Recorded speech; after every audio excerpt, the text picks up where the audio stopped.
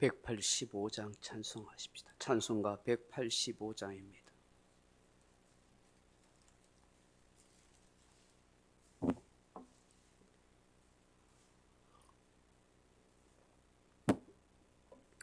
찬송가 185장입니다.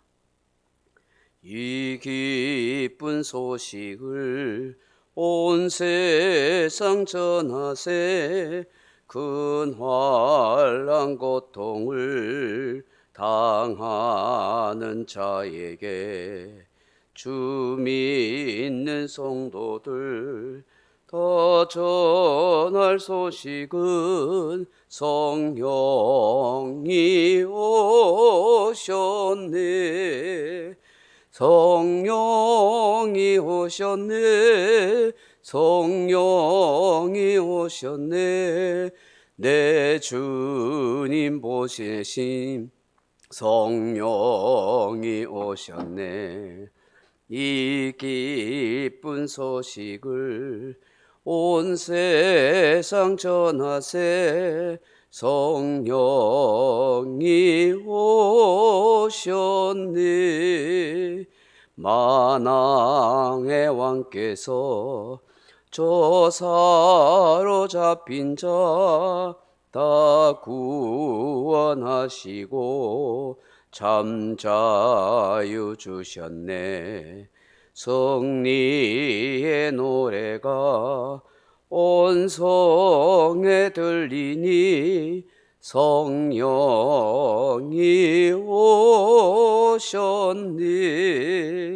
성령이 오셨네. 성령이 오셨네. 내 주님 보내심 성령이 오셨네. 이 기쁜 소식을 온 세상 전하세. 성령이 오셨네. 한없는 사랑과 그 크신 은혜를 늘 오심하면서 안 믿는 자에게 내 작은 입으로 곧 증언하리니 성령이 오셨네. 성령이 오셨네. 성령이 오셨네. 내 주님 보내신 성령이 오셨네. 이 기쁜 소식을 온 세상 전하세. 성령이 오셨네. 아멘. 하나님 말씀 사도행전 19장 1절로 7절 말씀까지 같이 읽겠습니다. 사도행전 19장 1절에서 7절 말씀입니다. 아볼로가 고린도에 있을 때에 바울이 윗지방으로 다녀 에베소에 와서 어떤 제자들을 만나 이르되 너희가 믿을 때에 성령을 받았느냐? 이르되 아니라 우리는 성령이 계심도 듣지 못하였노라. 바울이 이르되 그러면 너희가 무슨 세례를 받았느냐? 대답하되 요한의 세례니라. 바울이 이르되 요한이 회개의 세례를 베풀며 백성에게 말하되 내 뒤에 오시는 이를 믿어라 하였으니 이는 곧 예수라 하거늘 그들이 듣고 주 예수의 이름으로 세례를 받으니 바울이 그들에게 안수하며 성령이 그들에게 임하심으로 방언도 하고 예언도 하니 모두 12사람쯤 되니라. 아멘. 사랑하는 성도 여러분, 교회는 다니지만 또 교회에 다니는 성도들 중에 하나님의 존재하심이나 예수님에 대하여 많이 듣고 알고는 있지만 성령님에 대해서는 잘 모르는 분이 의외로 많습니다. 물론 하나님과 예수님에 대해서도 잘 모르는 분도 있겠지만 특히 성령님에 대해서는 더 많이 모르는 그런 사람들이 있습니다. 하나님은 삼위 하나님이십니다. 성부 하나님, 성자 하나님, 성령 하나님으로 계시는 한 하나님이십니다. 우리가 삼일체의 하나님에 대해서 분명한 믿음과 신앙 고백을 가지고 있어야 합니다. 예수님께서 성자 하나님으로 이 땅에 육신을 입고 오셔서 십자가에 죽으심으로 구속의 사역을 완성하시고 하늘나라로 가셨지만 지금은 성령 하나님께서 역사하십니다. 물론 성자 하나님이신 예수님을 보내신 분은 성부 하나님이십니다. 또 삼위 하나님이 함께 의논해서 결정한 일이기도 합니다. 교회에서 예수를 믿는다는 것은 곧 성부와 성자와 성령 하나님을 믿습니다 하는 그런 고백입니다. 이 믿음을 고백하는 표시로 예식으로 세례라 하는 것을 줍니다. 구약에서 세례는 정결을 의미하고 하나님 앞에 가까이 갈 수 있거나 하나님 앞에 설 수 있는 존재가 됨을 상징했습니다. 신약의 세례는 예수님을 구주와 주님으로 모심과 죄 사함을 받는 의미를 담고 있는 것입니다. 그러나 세례는 단지 형식적인 것뿐 그것이 분명한 구원의 보증이 되는 것은 아닌 것입니다. 오늘 본문에 보시면 바울이 에베소에 왔을 때에 아볼로의 제자들 중에 몇 사람을 만난 것 같습니다. 그들에게 믿을 때에 성령을 받았느냐라고 물었습니다. 근데 그 사람들은 요한의 세례만 알 따름이라 그렇게 말합니다. 성령이 계심도 알지 못했던 것입니다. 그래서 바울이 다시 이들에게 가르쳐 주었습니다. 세례 요한이 말한 것처럼 내 뒤에 오시는 분, 그분이 바로 구원자이시고 메시아이신 예수님이다. 예수님이 어떤 분인지에 대해서 분명하게 복음을 말씀해 줍니다.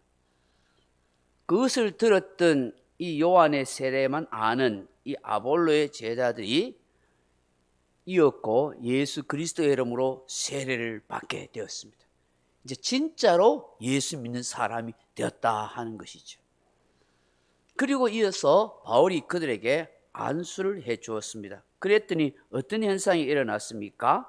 6절 말씀 같이 보십시오. 5절 6절 시작. 그들이 듣고 주 예수의 이름으로 세례를 받으니 바울이 그들에게 안수하며 성령이 그들에게 임하심으로 방언도 하고 예언도 하니 모두 12사람쯤 되니라. 아멘. 바로 성령이 임하였던 것입니다. 성령의 임하심은 무엇을 의미합니까? 이제 진짜 예수 믿는 사람이 됐다. 성령으로 거듭난 사람, 성령으로 인치신 사람, 곧 하나님의 자녀가 되었다는 분명한 증거를 받게 된 것입니다. 그래서 예수 믿는 사람은 성령을 받아야 합니다. 그래야 진짜 예수 믿는 사람, 그리스도인, 하나님의 자녀, 하나님이 인치시고 인정한 사람이 되는 것입니다. 그런데 성령의 임하심은 어떻게 오는 것입니까? 사도행전에 보면 성령이 임할 때에 세 가지 형태로 임하시는 겁니다. 사도행전 2장에 보시다시피 함께 성도들이 모여서 간절히 기도할 때에 성령이 임하시는 거예요. 바람같이 부의허같이 그들 모임 가운데 임하는 역사가 있는 것을 보게 됩니다. 또 어떤 일이 있냐 하니까 사도행전 10장에 보시면 고넬료가 말씀을 간절히 사모하고 들을 때에 성령이 그들 속에 임하시더라. 또 오늘 본문 말씀처럼 바로 사도가 바울이 예수의 이름을 증거하고 안수할 때에 성령이 그들 속에 역사하고 임하시더라 하는 것입니다. 그렇다면 그 성령의 임하심의 증거가 무엇이었습니까? 사도행전에 보면 대체적으로 방언도 하고 예언도 하는 것을 보게 됩니다. 사도행전에 나타나는 방언은 대체로 고린도전서에 나오는 방언과 좀 다르다 그래 이야기합니다만은 주로 이제 방언은 두 가지 방언으로 나타납니다. 다른 나라 말을 하는 외국 방언, 복음 전파로 해서 많이 몰려든 사람들에 대해서 다른 나라 말로서 하나님의 나라와 예수의 복음을 증거하는 그런 방언을 하는 것이 있습니다. 또 고린도전서 12장이나 14장이라는 그 은사 방언으로 하나님과 자식의 친과 영적으로 그렇게 교통하는 방언도 있기도 합니다. 그리고 사도행전에서 나타나지만 예언의 그런 은사도 있는 것을 보게 됩니다. 이 방언이나 예언은 주로 이제 일시적인 성령의 역사하심과 나타납니다. 여러분, 성령의 임하심이 꼭 방언도 해야 된다, 예언도 해야 된다 하는 건 아닙니다. 성령의 임하심은 다양하게 역사하십니다. 무엇보다도 성령의 임하심은 그런 은사가 나타나지 않더라도 우리 마음에 믿음과 확신으로 역사하신다는 거죠. 성령이 임하시지 않는데 예수를 주라 고백할 수가 없습니다. 예수는 내 주인입니다. 고백이 안 됩니다. 그건 억지로 들어서 되는 것이 아니라 진심으로 예수님은 내 주님 하고 고백이 되고 하나님을 내 아버지 하고 부를 수 있는 것입니다. 그건 성령이 그 사람 속에 역사하시고 믿음으로 확신하시기 때문인 것입니다. 그러므로 교회 다니고 예수 믿는 사람은 모두가 성령으로 거듭나야 됩니다. 그걸 성령 세례라 그렇게 말합니다. 성령으로 거듭났다.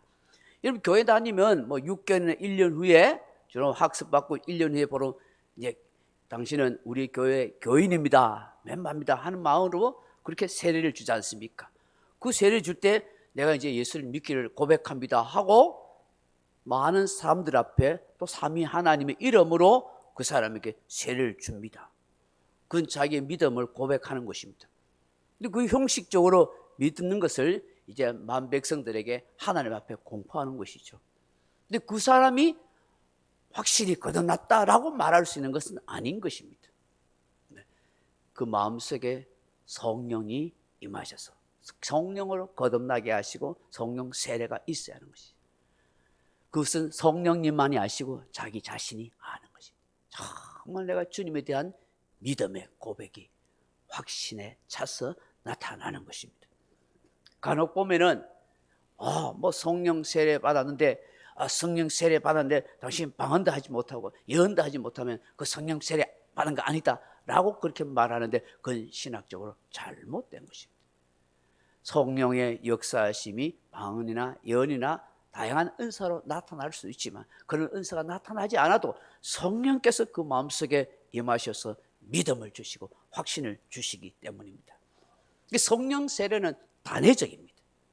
그러나 성령 충만은 계속되어야 합니다.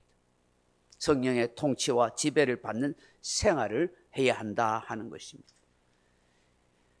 저와 여러분이 간절히 구해야 할 게 뭡니까? 성령 충만을 날마다 순간마다 구해야 됩니다. 성령의 다스림, 성령의 인도하심을 계속해서 구해야 되는 거예요. 그래야 세상 생각하지 않고 죄를 이기고 마귀를 이기고 나 자신을 이기고 하나님의 뜻대로 복된 인생을 살아갈 수가 있기 때문에 여러분, 성령 충만을 구해야 하는 것도 바로 이와 같은 것입니다. 성령님은 진리의 영이고 지혜의 영입니다. 성령 충만할 때 우리가 진리의 말씀을 깨닫게 되고 성령 충만할 때 지혜로운 인생을 살게 되는 것입니다. 여러분, 성령 충만하면 어리석게 잘 속지 않습니다. 아주 똑똑해집니다. 지혜가 있으십니다. 그래서 여러분, 성령 충만을 구하십시오. 우리 성령님은 또한 보혜사라고 하지 않습니까? 우리의 상담자와 격려자가 되시고 우리를 지켜 보혜십니다. 성령 충만하면 두려움이 없어지는 것입니다. 주님이 나와 함께 하시고 나를 지켜주신다고 그렇게 믿기 때문인 것입니다. 성령 충만할 때 담대하게 예수 이름을 전가할 수 있는 용기를 가질 수가 있는 것입니다. 그러므로 날마다 저와 여러분은 성령 충만을 구해야 됩니다. 이 새벽에도 성령 충만을 구할 수 있기를 바랍니다. 한 가지 얘기하고 마치겠습니다. 수많은 종업원을 거느리고 거대한 철도 왕국을 이룩한 어떤 철도 사업가가 임종을 맞이하게 되었답니다. 그가 죽음을 앞둔 시점에 자기 아들의 손을 잡고서 그렇게 말했다는 것입니다. 얘야, 너는 지금 이 세상에서 가장 실패한 자의 손을 붙잡고 있구나. 그러자 아들이, 아버지, 그게 무슨 말씀이세요? 아버지가 이 위대한 철도 왕국을 건설하여 수많은 사람들에게 일자리를 제공하고 고용했을 뿐만 아니라 수천 수만 달러의 돈을 벌었잖아요. 그런데 실패자라니요. 그때 이 사업가가 조용히 말을 했습니다. 아들아, 결코 그렇지 않단다. 그 일을 하는 동안 나는 하나님을 저버렸어. 그리스도를 멀리해버리고 말았다. 그리스도 안에 있지 아니하는 사람은 다 실패자란다. 그렇게 이야기했다는 것입니다. 그리고 그 아들에게 지금부터라도 예수님을 잘 믿고 성령 충만한 그리스도로 인생을 살아가라. 그래야 진짜 성자가 승리자가 된단다고 그렇게 말했던 것입니다. 이 새벽에도 말씀을 생각하면서 성령 충만을 은혜를 구할 수 있는 저와 여러분 되길 주님의 이름으로 축원합니다. 각자 기도하시다가 돌아가시기 바랍니다.